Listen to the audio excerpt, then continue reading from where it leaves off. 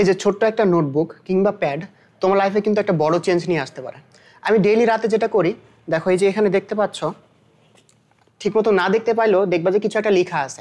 আমি যেটা করি যে আমার ডেইলি অ্যাক্টিভিটিস, অর্থাৎ কালকে আমি যেসব কাজ করব বা যেসব কাজ আমাকে করতে হবে, আমি ছোট্ট করে আমার এই নোটবুকটাতে আমি লিখে রাখি।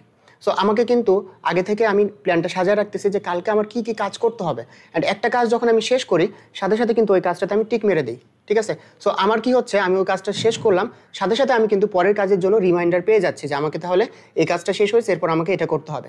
সো এটার মাধ্যমে কি হচ্ছে, এটার মাধ্যমে আমি আমার পুরো দিনের সময়টাকে ইফেক্টিভভাবে ইউটিলাইজ করতে পারতেছি, আমি ডিসিপ্লিন থাকতেছি অ্যান্ড পাংচুয়াল থাকতেছি। সো তুমি যদি তোমার লাইফে বড় কিছু অর্জন করতে চাও, তাহলে এই 3টা পয়েন্ট কিন্তু খুবই ইম্পর্টেন্ট। তোমাকে ডিসিপ্লিন মেনে পুরো দিনটাকে ইফেক্টিভভাবে ইউটিলাইজ করতে হবে। সো তোমরা যেটা করবা যে প্রত্যেক দিন রাতে পরের দিনের যে তোমার অ্যাক্টিভিটিসগুলো আছে বা পরের দিনের যে তোমার পড়াশোনাগুলো আছে যেগুলো তুমি পড়বা, সো তুমি আগে থেকে রাতে প্ল্যানটা সাজিয়ে রাখো যে তুমি সকাল 10টা থেকে 11টা এটা পড়বা, 12টা থেকে 1টা এটা পড়বা। সো তোমার যখন একটা কাজ শেষ হবে বা একটা পড়া শেষ হবে, সাথে সাথে তুমি টিকমার্ক দিবা। সো এইরকম যদি তুমি টিকমার্ক দিয়ে পড়ো, তাহলে দেখবা যে তোমার মধ্যে একটা আর্জ আসতেছে যে আমাকে সবগুলো কাজ বা সবগুলো অ্যাক্টিভিটিস শেষ করতে হবে, তোমার মধ্যে একটা ইন্টারেস্ট আসতেছে।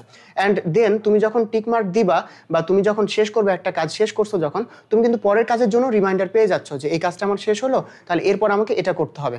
সো এভাবে তুমি দেখবা যে সারা দিনটাকে তুমি অনেক সুন্দরভাবে ইউটিলাইজ করতে পারবা। সারাদিনের যে সময়গুলো তোমার অপচয় হবে না, কারণ তুমি জানো তোমার মাথায় আগে থেকে প্ল্যান সেট হয়ে আছে। তোমার মাথায় না থাকলেও কিন্তু তোমার নোটবুকটাতে আছে। নোটবুকটা যখন তুমি দেখবা, তুমি তখন সারাদিনের কাজগুলোর রিমাইন্ডার পেয়ে যাবা।